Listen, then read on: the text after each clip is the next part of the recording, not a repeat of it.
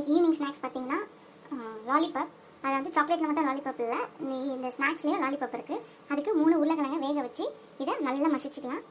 நல்லா மசிச்சாச்சு. இப்போ 100 gram cornflour மாவு கொஞ்சம் கொஞ்சமாக போட்டு பிசையலாம். தண்ணி ஊற்றக்கூடாது. முதல்ல பாதி போட்டு பிசைகிறேன். மாவை கொஞ்சம் கொஞ்சமாக போட்டு நல்லா சப்பாத்தி மாவு பதத்துக்கு பிசையலாம். தண்ணி ஊற்றக்கூடாது. உருளைக்கிழங்குல இருக்க தண்ணி ஈரப்பதமே போதும்.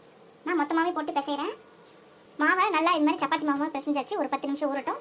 ஹலோ ஃப்ரெண்ட்ஸ், 10 நிமிஷம் ஊறிடுச்சு. இப்போ எல்லாத்தையும் சின்ன சின்ன இந்த சைஸ்க்கு சின்ன சின்னதாகவே உருட்டலாம். பெருசாக உருட்டுனா மொறுன்னு வராது, கிறிஸ்பியாக. அதனால் எல்லா உருண்டை உருட்டலாம். உருட்டிட்டு காமிக்கிறேன் ஃப்ரெண்ட்ஸ். உருண்டையெல்லாம் உருட்டியாச்சு. இப்போ கடாயில் எண்ணெய் காஞ்சிச்சு, போட்டுடலாம்.